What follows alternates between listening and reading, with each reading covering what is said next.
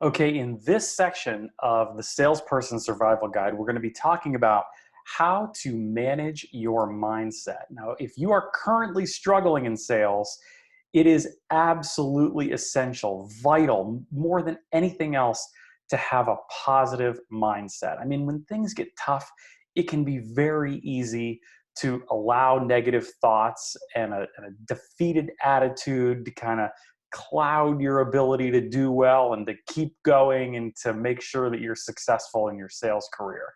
Listen, I have been there. I know exactly what happens and how your mind can get clogged with these thoughts whenever you get involved in a sales slump. And you might start thinking about things that went wrong and how you got to where you are today and why you're experiencing difficulty. You might second guess yourself.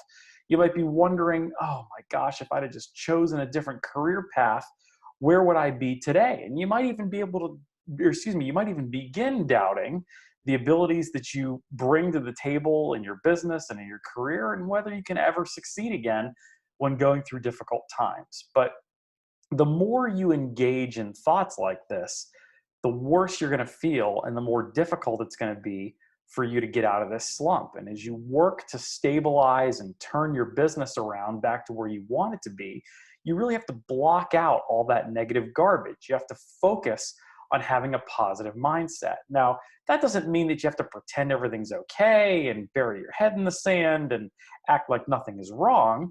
It means that you have to maintain faith in your ability that you bring to your career, that you bring to your business as far as your sales skills, and bring about positive outcomes. A positive mindset also means that you are determined, that you're going to keep pushing forward and not give up. Now, in this series, you're going to embark on a journey that will help you to improve your current situation and bring your sales career, your business, your territory into a place of health.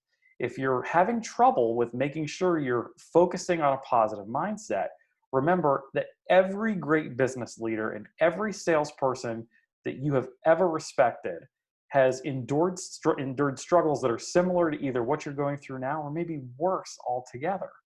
I mean, there's a lot of business leaders that failed. Thomas Edison failed thousands of times before he was able to develop a fully functioning light bulb that was ready to change the world. And Apple almost collapsed under bankruptcy whenever Steve Jobs was president.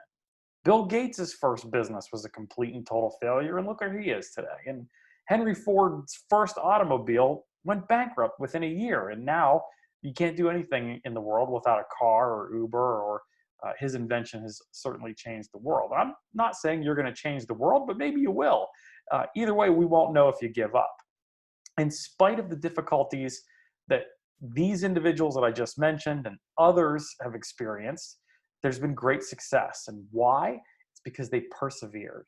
They were resilient and they stuck with the challenge that they originally embarked to set out on, even when times were tough. I mean, Steve Jobs himself said, "I'm convinced that about half of what separates the successful from the non-successful is perseverance." And that's got to be you. You've got to have perseverance. If you want your sales to improve, perseverance and mental toughness is what it's going to take. You have to be able to persevere in these difficulties, and you have to keep going even as we come out of this recession and these difficult economic times. It may look bleak now, but it won't be bleak forever. So follow these steps to overcome a negative mindset in your sales career. First, you have got to pay attention. It's very easy to let these negative thoughts swirl around in your mind and just let them fester there. If you're going to overcome these thoughts, you really have to be aware of what you're thinking. You need to identify if you are going through unhelpful mental patterns as they occur. You have to know that this is happening in your mind. The second thing that you have to do is question. You have to take those negative thoughts and question them and wonder, is what you're thinking or is your doubting of yourself really true? Is that an accurate assessment of your abilities? Most likely it's not. You have to mentally push back on your own doubts of yourself. Third thing, silence. After you've questioned and after you've answered those negative thoughts that are swirling around in your mind, you have to silence them. You have to avoid letting these thoughts take away your mental energy and your drive to push forward. They're not true. These things that you're temporarily thinking about yourself are not true. You got to shut them down right away. And you have to imagine almost like you have a remote control, just like you do for your Roku or your television or other devices in your home. In one click of a button, you can shut that thing off, and you have to be able to do that also with negative thoughts that are in your mind. Just shut them off with a touch of a button. Fourth thing is replace. You have to shut down that inner critic and fill that silence that you've taken those negative thoughts away, fill them with positive, helpful, motivational dialogue.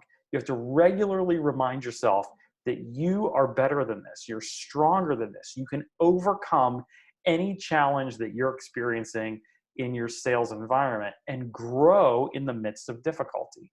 Now, as you push through these problems, you take on these challenges, you have to remember, why is it that you got into sales or your particular business or the industry that you love and you've chosen in the first place? What got you here? What was motivating you?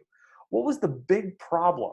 The big thing that you were looking to solve and you knew that the abilities that you brought to the table could tackle?